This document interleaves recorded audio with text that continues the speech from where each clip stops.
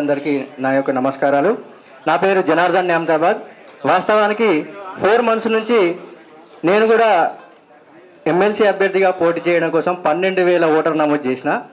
నాది చిన్న ప్రాబ్లం వల్ల రిజెక్ట్ అయింది. అయినా కూడా రిజెక్ట్ అయిన వెంటనే ఒక బీసీ బిడ్డగా ఏకైక పర్సన్ని నేను అన్నగారి దగ్గరికి వెళ్ళి అర్ధరాత్రి 10:30కు ఎన్ని ఫోర్సులు ఉన్నా కూడా వినకుండా అర్ధరాత్రి 12:30కు ఒక బీసీ బిడ్డకు మద్దతు ఇవ్వాలన్న ఆలోచనతోటి అన్నగారికి మద్దతు ఇచ్చాను.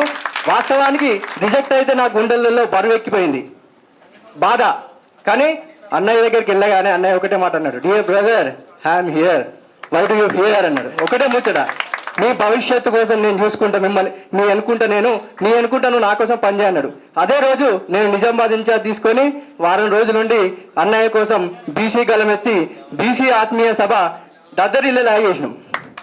కాబట్టి ఇప్పుడున్న జనరేషన్లో యువత రాజకీయాల్లోకి రావాలి అనే ఆలోచనతో నేను ముందడుగేశాను. మా కులం వచ్చేసి ఆరకట్టిగానే చాలా వెనుకబడి ఉన్నాం మేము, మమ్మల్ని తీసుకెళ్లి బీసీడీలో వేశారు. అలాంటి దాన్ని గలమెత్తడం కోసం నేను ముందుకొచ్చాను. దానికి అన్నయ్య చాలా సపోర్ట్ చేస్తారు, నాకు మాట ఇచ్చారు వాస్తవానికి.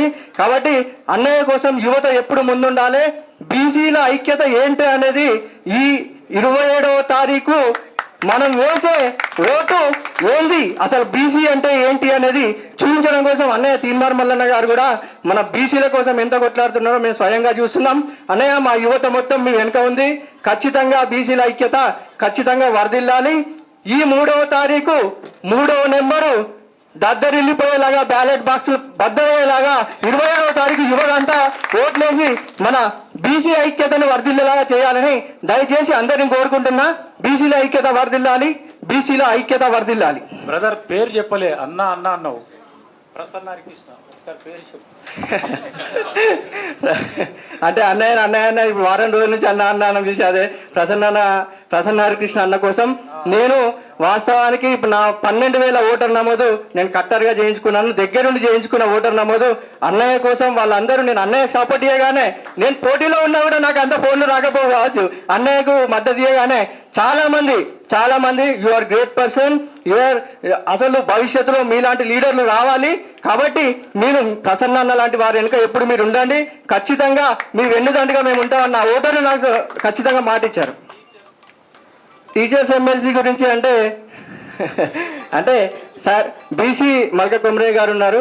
మల్క కొమ్రే గారి గురించి నేను సార్ మీట్ అయ్యాను. నేను ఇక్కడ అన్ని వాకర్స్ అసోసియేషన్ కానీ వాకింగ్ సెక్షన్లో తిరిగేటప్పుడు నాకు ఆ సార్ చేసి ఎక్కడ కనబడ్డా అంటే శాతవాహన యూనివర్సిటీలో ఇద్దరం కలిసి వాకింగ్ చేశాం.